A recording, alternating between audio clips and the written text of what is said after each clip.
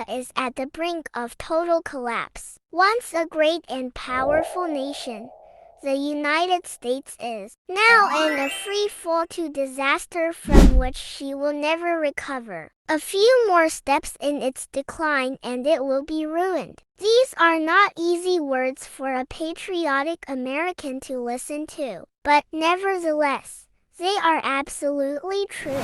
Tragically, it need not have come to this. Welcome all to my YouTube channel. I'm thrilled to have you here, and I appreciate your time and attention. If you enjoy the content I create, please consider subscribing to stay updated with the latest videos. By subscribing, you'll be part of our growing community, and you won't miss out on any exciting content. Remember to hit that subscribe button and also click on the notification bell so you never miss a new upload. Let's embark on this creative journey together, and I promise to bring you engaging, informative, and entertaining content. Thank you for being here, and I look forward to connecting with each one of you. The United States of America is at the brink of total collapse. Once a great and powerful nation, the United States is now in a free fall to disaster from which she will never recover. A few more steps in its decline and it will be ruined. These are not easy words for a patriotic American to listen to, but nevertheless, they are absolutely true. Tragically, it need not have come to this. As one looks at the history of nations from Babylon to Rome to America, it is evident that a divine hand was protecting and guiding America. This country began as a few colonies on the eastern seaboard of this vast land and became a great nation. In her youth, the United States was very good on her money. Her trust in God was proclaimed, and the great blessing of God rested upon this nation. As the United States grew to greatness, she gradually abandoned the principles that made her great until today.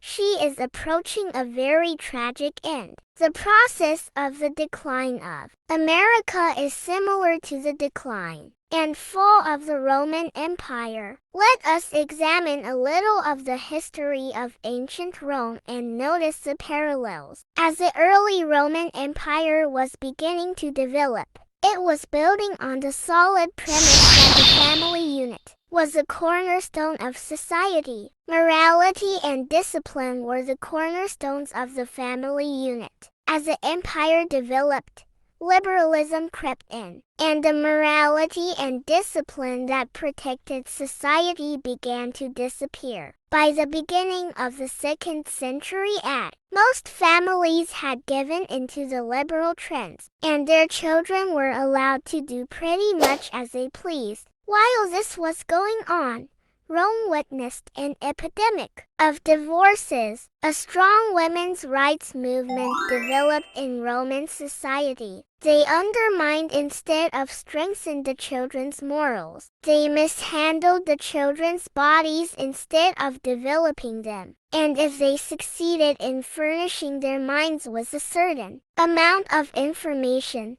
they were not calculated to perform any loftier or nobler task. The pupils left school with a heavy luggage of a few practical and commonplace notions, laboriously acquired and of so little value that in the 4th century Vegetius, this kind of education led to a continual decline in morality and discipline and also resulted in decreasing patriotism. Another leading factor in the demise of Rome was that it became a welfare country. People were encouraged to be idle and receive money from the government. rather than work to make their own way. The welfare system was a leading fact of Roman life. The evils that resulted from this misdirected state charity can hardly be overstated. Idleness and all its accompanying vices were fostered to such a degree that we shall probably not be wrong in enumerating the practice as one of the chief causes of the demoralization of society. It is obvious that the moral fabric of America today is where the morality of the Roman Empire was nearly 2,000 years ago. Do we not see the breakdown of the home, a strong women's rights movement, a deterioration in the school system, moral decay as espoused by the news and entertainment media and the schools, and welfare eating the heart out of the American economy? With regard to these problems, how are we any different from the Roman Empire during its decay? Why are these things happening in America? But that's the wrong question. The question should be, who has brought America to the brink of destruction? As I mentioned earlier, Providence had its eye on the United States. America was a land of opportunity. It was a place where those who were being persecuted for their faiths could come and worship God according to the dictates of their own conscience. It was a land without a king where one could come and breathe the air of civil liberty. It was a place where one could come and earn a good living for himself and his family. America was a place where dreams came true. There once was a divine hand over America. In 1759, 25 years, more or less, stood between the 13 colonies and freedom from the British. 25 years in the greatest Protestant nation to ever exist in the history of nations would fly its flag. 25 years in the groundwork for the Constitution, republicanism, inalienable rights, and a government of the people, by the people, and for the people was in sight. An experiment in government never before tried in history was to become the. Many said such a government would not work. The Roman Catholic Church had ruled the world through the dark ages and sought to keep the world under her dictatorial control.